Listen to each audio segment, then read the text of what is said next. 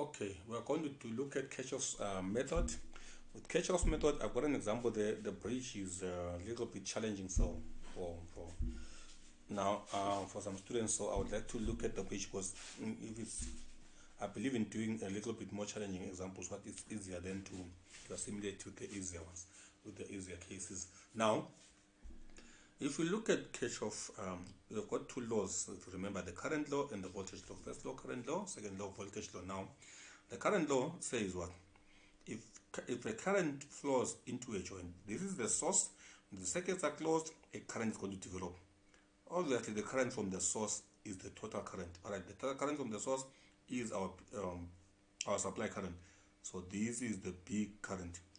That current cannot be exceeded. That is the coming from the source. All right.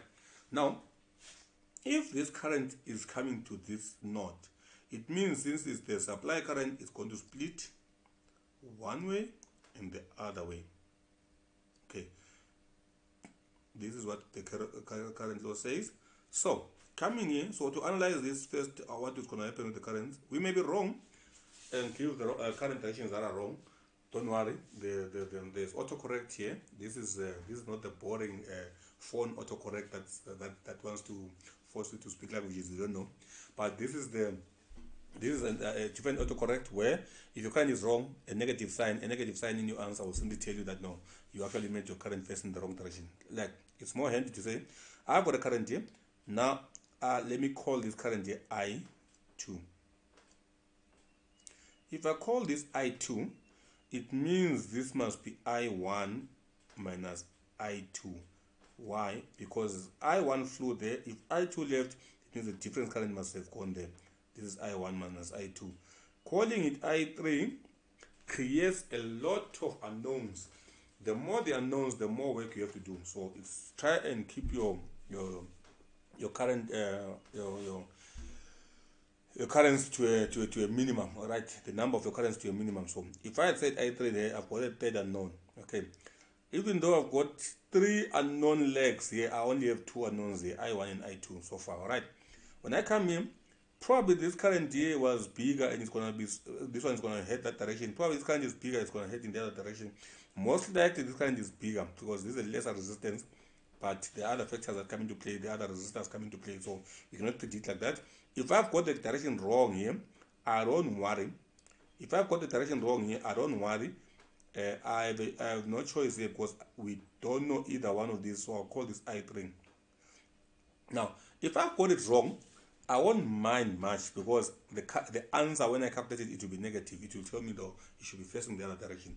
So now, if this is I3 and I2 came in, we are heading towards the negative. So here it must be the difference of what came in and what left. So this is I2 minus I3.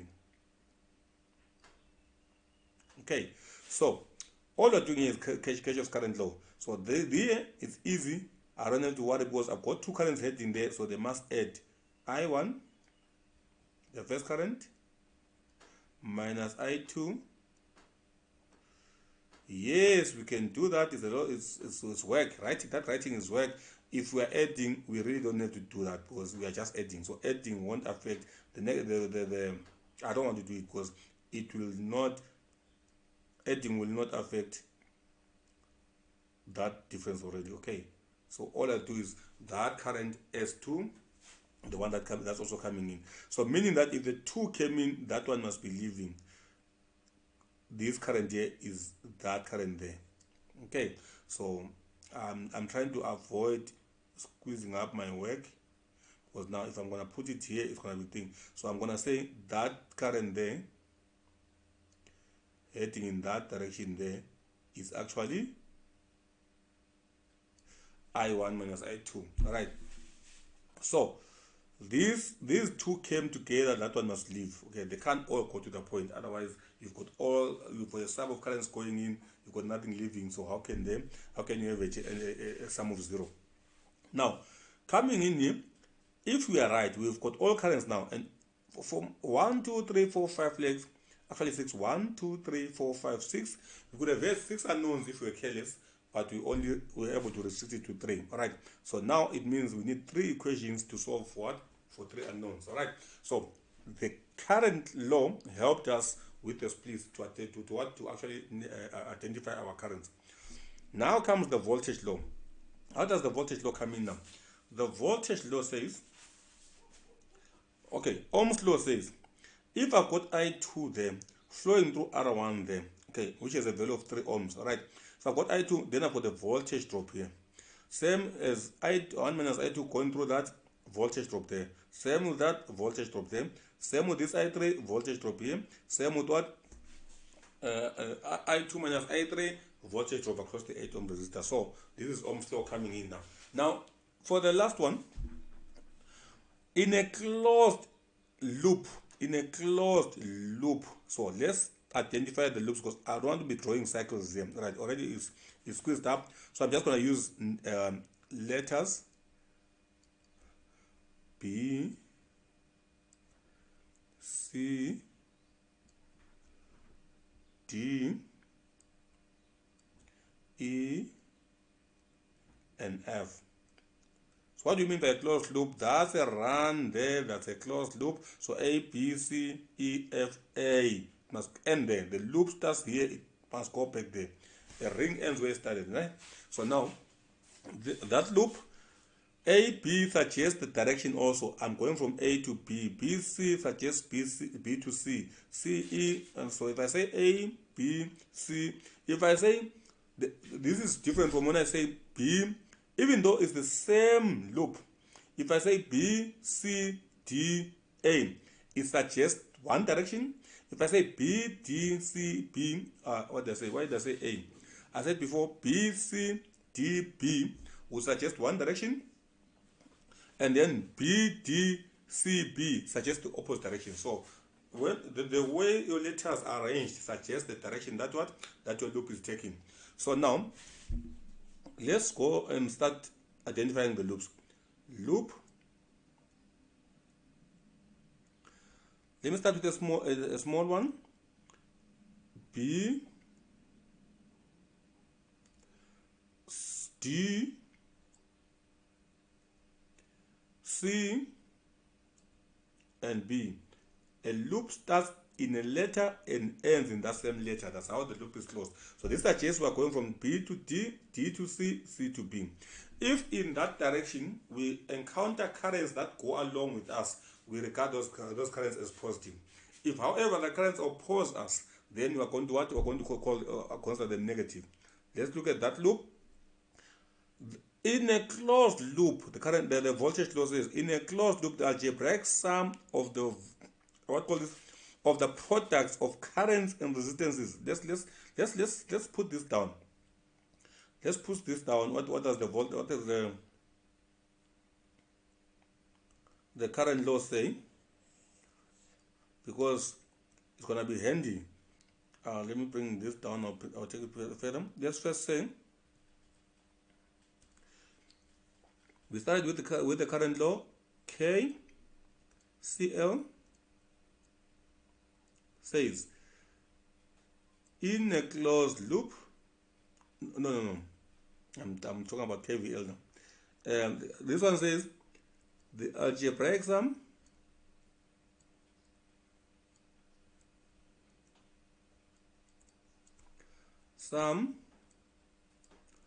of currents around a node that will be joined, okay, is 0. Okay, KVL, the voltage law says, let's just say, what does that mean?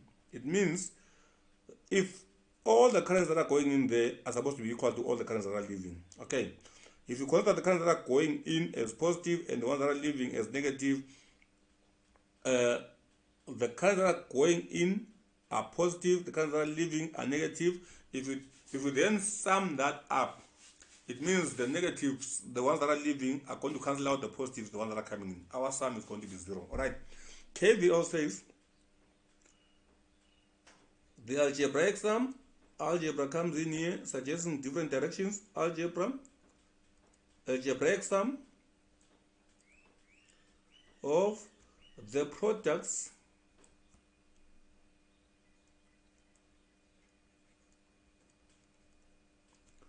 of currents and resistances in a closed loop is also 0. Okay, what does this mean? There is a loop, the algebraic sum, meaning some of the currents are going to agree with us, some of the currents are going to not agree with us, but the sum around the loop is going to give us 0. If we take from them that voltage product of current and resistance according to Ohm's law, this implies V is equal to IR, right? So we are talking about voltages. The product of a current and a resistance is actually a voltage. So the algebraic sum of the voltages around a closed loop is actually 0. So if you look at this, the product of this and that direction, that's going to be plus minus. This is a wrong direction. This is an opposite direction. D to C, this current is heading from C to D. So minus this product I3 and R3. Minus, because this is also heading, we're going C to B. We're going to C to B, but the current is heading B to C. So minus the product of this resistance and that current is going to give us 0. All right, that's a closed loop. So now let's go back to our loop and say for that loop, if we look for that loop B to D, that direction of current, therefore positive, our current I1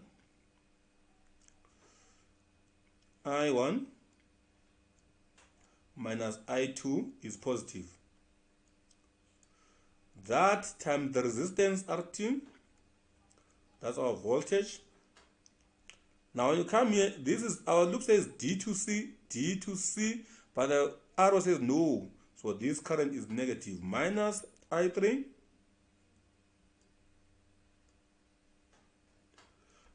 product is the product with R3 minus that voltage. When you look here, it's also C to B. The loop says C to B, the one says B to C. So it's also a negative current. That will be I2, but it's a product with the resistance. Which resistance? R1. That voltage plus that voltage will give us 0 in a closed loop. That's what the law says. All right. So now we then say, let's clean this out. We know values for this, so I'm going to substitute those values.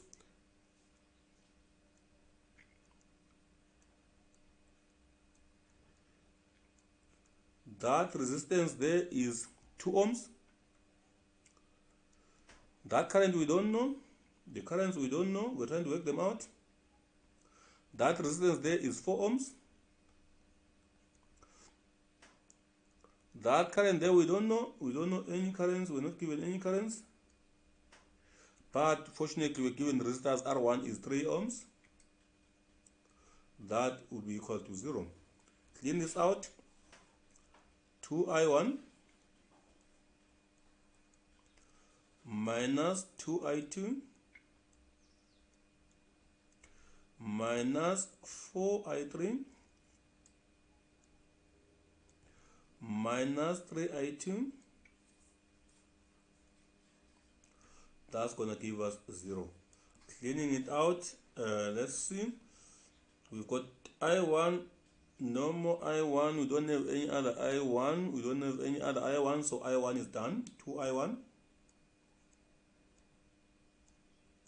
Okay, then this is minus for I2s. We've got minus 2 and minus 3 together, that's minus 5 I2 minus 4 I3. There's no other I3, so there's another term with I3, so that will give us 0. And we say, let's name that. We have 3 unknowns, 1, 2, 3, so we need 3 equations. That's our first equation. We identify a loop for a second equation, for another equation, loop. Please note, if we have more than one source, your sources must, one of your equations must have, alright, every source must be included in some equation. Every source must be included in some equation. So if you do not have the source, in this case we've got one source, your answers are all going to be 0. Okay, you're won today. So I'm going to take a loop that is a source. So I'm going to take A, B, D, right round, E, F, loop starts in a letter, ends in that letter for it to be complete. Okay, now if I look at this loop here, I have A to B, I only have I1 times 0 is 0, I'm not going to put that. I go there, B to D, direction says B to D, so that current is positive.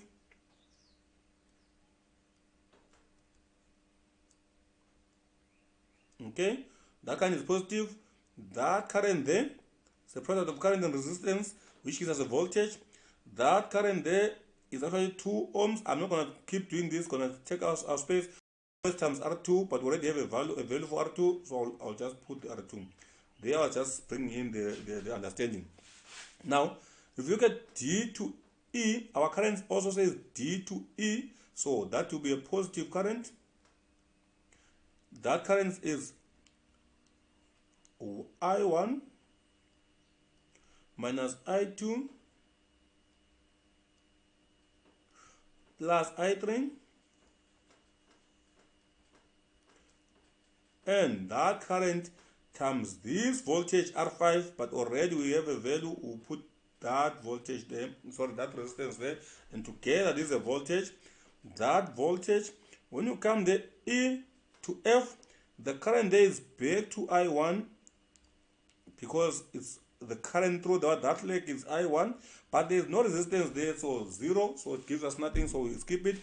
But from F to A, what have we been adding? We've been adding, our law is a voltage law. It says the algebraic sum of voltages. I times R is what is voltages. We've been adding voltages, so there's no harm in adding that voltage there. I'll say minus Vs, I'll explain now. I won't say Vs, I'll say minus 10.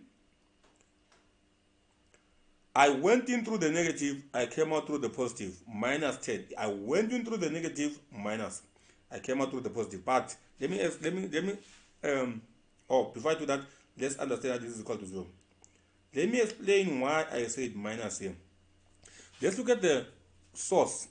The source is positive this side, it's negative that side. If you look at it, induces positives on all the voltage drops that are on the system, but the positive is on the side of the positive of the supply, so meaning the other side is negative. Okay, now if you look at the potential across R2, it is positive this side and negative that side, and we consider that positive. If you look at this potential here, it was positive, negative, so our source is what? Our voltage there is what? We said positive. Now when you come here, the positive is no longer on this side, it is on the other side. If we talk of direction, this suggests a direction. If you talk of conventional current, it suggests a direction that is that way. So that source is oriented that way. That source as a source, if it was supplying something, it will be oriented that way. But this source here is oriented positive to negative, is the other way. It's actually the opposite. Hence, why algebraically we have to assign a different sign. Alright, so I hope that's not too much to contend with. Now, we can now clean this out and say this is 2i2, 2i1, and here is minus 2i2 plus 6 of everything here, 6 of I1 minus 6 of I2 plus 6 of I3. This is equal to, if you take the 10 across, we say is equal to 10. Now all I1s together, that will be 2 and 6, that's 8 I1 minus I2 together is 8 I2.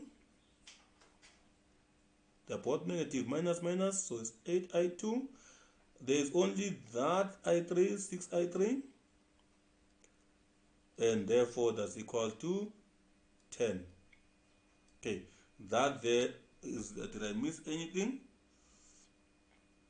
8, am I right? 8 I1 minus 8 I2. Let me just double check. 2 I1 minus 2 I2 plus 6 I1 minus 6 I2 plus 6 I3 minus 10. Okay, so now that there is then 2 and 6, 8, minus 2 and minus 6, minus 8, 6 alone 6. So for me, because there's a common factor there of 2, I'll divide through and say 4 I1. I'll avoid fractions though. If it was going to give me a fraction, I would have left it as it is. 4 I2, they get messy when I'm working with them, plus 3 I3 is equal to 2 there is 5. And that would be our second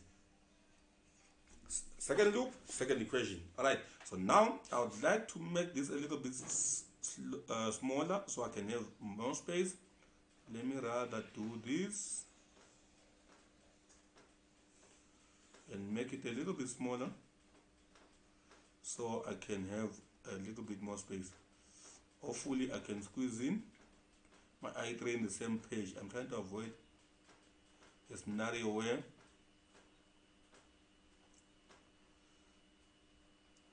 let me where is it?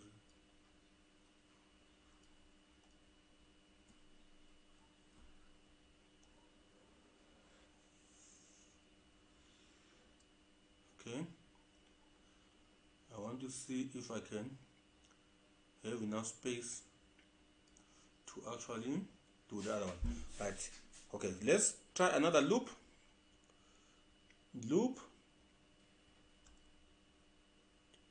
We need 3 loops because we've got 3 different equations. We've got 3 different unknowns, sorry. So we've done that loop.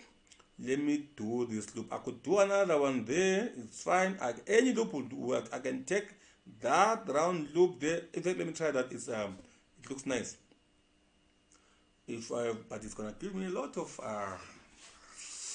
yeah, but let me just do it. We're not trying to run away from anything. Loop B D E C back to B. Okay, now if we have that, B to D agrees with the direction of the current, positive.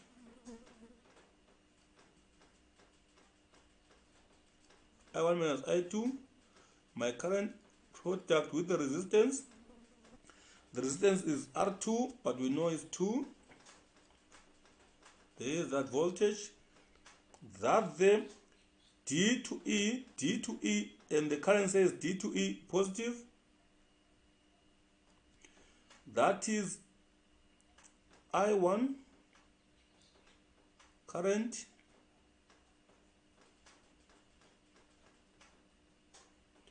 This is our current on that section, on that part. So this is current times resistance. For us to have a voltage, it will have been R5. We have a value. It says E to C, different direction, negative. Current is I2 minus I3. And the resistance there would have been R4, but we have a value 8. Last direction is C to B. C to B, our current is opposite, so we will say minus. It's only I2 thankfully, and is I2 with the resistance, product of current and resistance 3, and that is a closed loop. So all those voltages, IR is voltages, voltage drops. So those will give us 0 in a closed loop. Now, cleaning it out,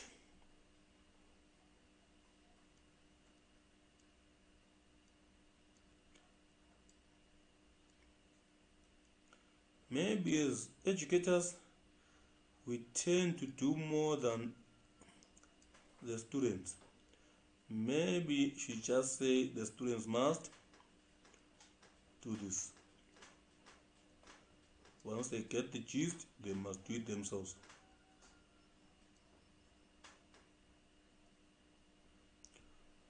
I had to work for a student while they are busy watching a movie. Jackie Chan does maths. Black Jackie Chan does maths.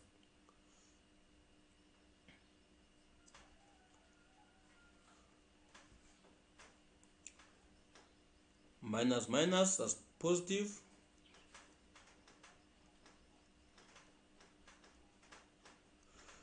Minus 3I2. Okay. Talk less, because when you talk, you tend to stop thinking. 2 times that is 2I1 minus 2I2. 6I1, when it's positive, signs don't change. 6I2, 6I3. This is negative. If you put it in there, 8 minus 8I2.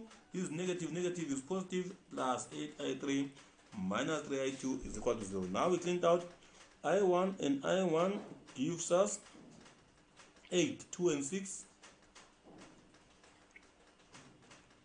8I1. I2, we have only 1, 2 I1s. I2, we've got 1, 2, 3 I2s, or 4 I2s. Minus 2, minus 6, that's minus 8. Okay, minus 8, and minus 8, that's minus 16, minus 19.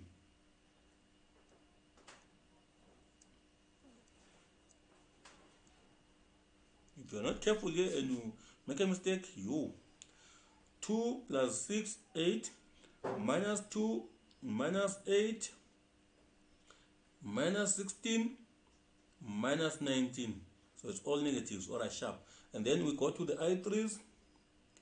There's 6I3, 8I3, that's 14. That's all positive, that's 14I3.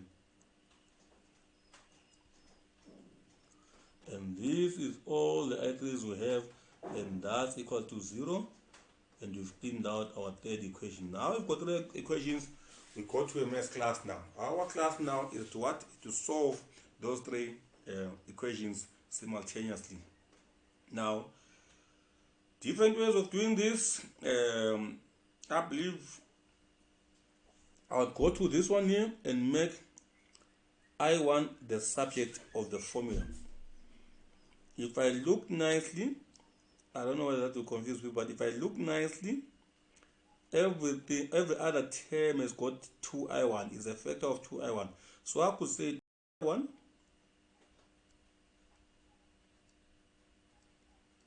is equal to, I take the other ones across, that will be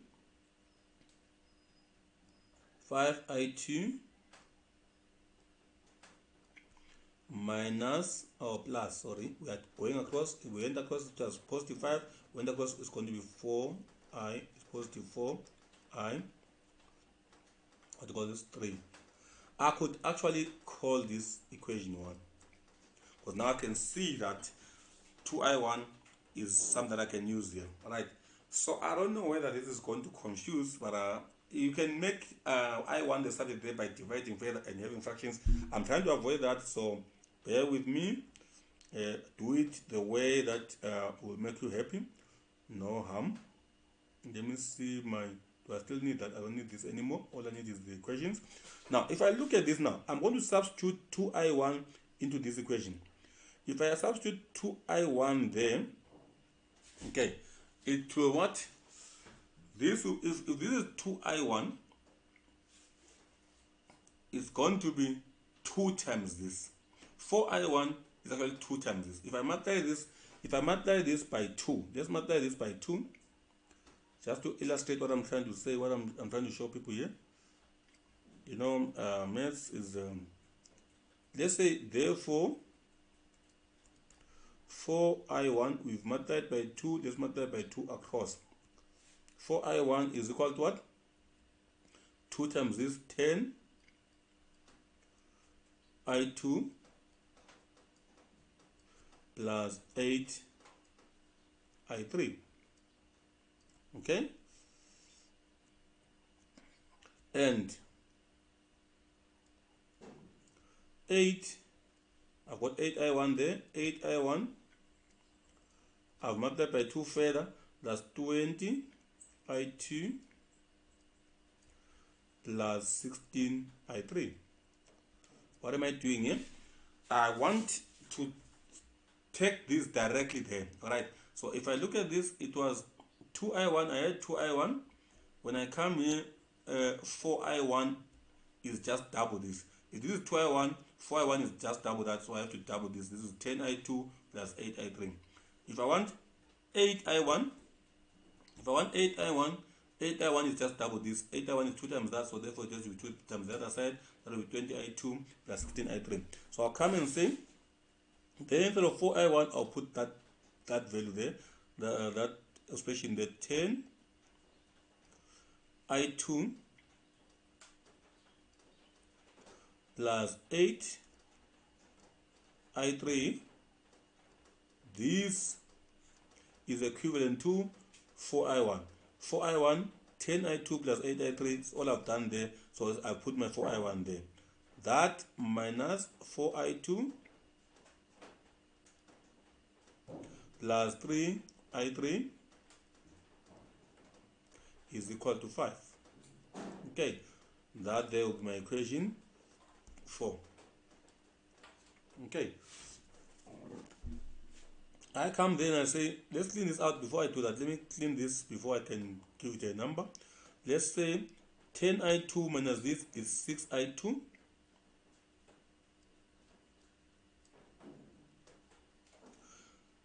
10 minus 4 is 6i2. 8 plus 3 is what? 11i3 is equal to 5. Okay. So now, all I did was substitute into that equation there. All I did was substitute 4i1 from that into that equation there. I've done nothing wrong. So this is my equation 4 rather. Okay. Then the other one there, 8i1 is already given there. So I'll say, instead of 8i1, I'll say 20i2 plus 16i3, because we say this is 8i1 is 20i2 plus 16i3 is 8i1. So I'm going to substitute into that equation 3, that is 19i2 19i2 is minus 19i2 plus 14i3 is equal to, as in my equation there, it says 0. So now let's clean it out. 20 and that one there leaves me with 1i2. Okay, i2, then 16 and that is going to give us plus 30 i3 is equal to 0. Right, that implies therefore, that implies i2 is equal to minus 30 i3, and I'll call this equation 5. Now substitute 4 into 5, sub 5 into 4. Okay, what do we get?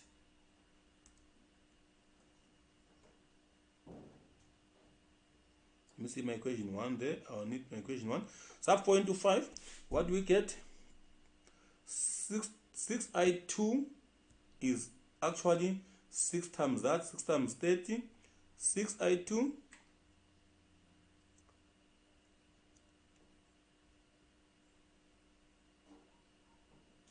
what am I doing? Equation 1. I want to say equation 1. I moved instead of taking a pen. So this is going to be 6 I2, but I2 is that minus 30 I3. That is 6 times that. That is me on equation 4 plus 11 I3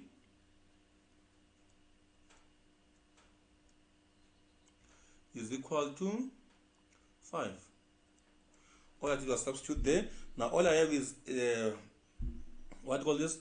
This is going to be 180 minus 180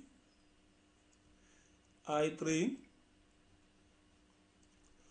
minus 180 I3 plus 11 I3 is equal to 5. Now 180 minus 11 is 169. So this is minus 169.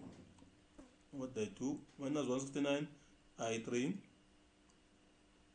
is equal to 5, which implies therefore I3 is equal to 5 divided by minus 169 is a negative answer. 169 divided by 5 is minus 33. That does not look right. No, that does not look right. I said 169 or divided by 5. It must be 5 divided by 169. I did it the other way around. It's minus 0,2. It's minus 0,30. Minus 0, no, not 30, 0, 30 times. And that is 3 decimal places. Okay. What does it mean? I2 but according to equation 5, I2, I store this because I might need it. I2 is equal to minus 30 I3. This is from equation 5. Okay. Therefore, I2 equals to minus 30 by 0,030, which is equal to this times 30.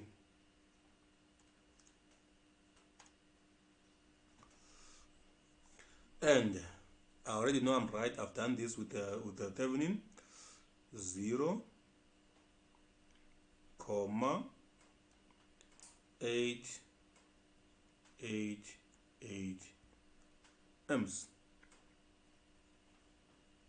Okay, 0,888 amps. Now, and then we need to know we may need to know I3. I3 we have I3. Sorry, we may need to know I1 and I1. Do we have an equation that way? I1. Oh yes, we have 4I1. There, I probably didn't name this equation. Let's call it 7. We've taken 6. 7. Let's call this 6. Doesn't matter. Okay, that's for identification purposes. So and 4 I1 equals to 10 I2 plus, I should have used 2, the first equation. I shouldn't have worried about that. I should have used, no, it's clever to use 2. Why would I want to, in case I made a mistake there, around more calculations mean more mistakes. This is 2I1. This is equation 1. I didn't need to waste time on that. 2I1 is equal to 5I2 plus 4I3. That's how I wanted to see my first equation. But all my equation, I think, so that's how I woke up. This is equation 1. Alright, so now, therefore, I1 is equal to 5 times, what is I2? 0.888, 808888. That's I2 plus 4 times I3 is 0.30 minus 0.30 minus 0, minus 0.3030 030. So it did now. Yes, there it is on the screen. Let me move this a little to give me space. Okay. All right. So I close that. Over. It was 2, so we put the 2 underneath there, which is equal to. Now, if you look, let me store this times minus 1. The positive current, this one, let's store it in B. Let's now say this times 5 plus 4 times, recall A, equals to divide by 2. And our answer, store it in C, and our answer is 2,160. When you round off to 3 decimal places, 2,160 amps, and again that's 3 decimal places. This was 3 decimal places. Okay, so these are not our answers as such. If we are asked for a specific, you have to be careful. All you've done here is work out I1, I2, I3. But if you go back to our circuit, if you go back there, you will see that this I1 gives us that current, so we know the total current. We know our total current is what? Is given by what we just calculated now, 2,160. That is our I1, right? So, however, I2 gives us only the current in that branch. I3 gives us the current in that branch. When we want to get the current from B to D, we will have to do I1 minus I2. So we have to go back and do the calculation of I1 minus I2. When you want the current, if they ask you for the current through R5, you have to come and substitute currents and do this this work here. I1 minus I2 minus I3. So you have to be careful. All you did here was get what? Get the values of I1, I2, I3. But if they ask you for currents in all the branches, you have to come back and feed your currents into each and every what? Expression there to get the corresponding values. I don't think I'm talking to people who probably have a vested interest in understanding this, so that will be your work. Can you proceed and finish up the currents in all the other branches? Alright, then that was Kirchhoff's law. I don't think it's difficult. I think the only thing is very tedious. It can get very long. Remember, if I'm doing Thevenin and I need a current in a certain branch, nothing stops me from using Ohm's law, if that will work, from using Kirchhoff's law, if that's going to work. Doesn't stop. I'm not stopped from doing what call this employing current divider. If that's going to work, I'm not stopped from employing voltage divider. Whatever is going to give me a current in a specific way, I can use it. It doesn't mean that because I'm doing Thevenin now, I'm restricted from applying Kirchhoff where Kirchhoff is necessary. All right. So these intermingle, they work together. So sometimes you find yourself having to apply one technique while you are busy with another technique. All right. So thank you very much. I hope that was clear. Let's do this. Let's get it done. Sharp, sharp.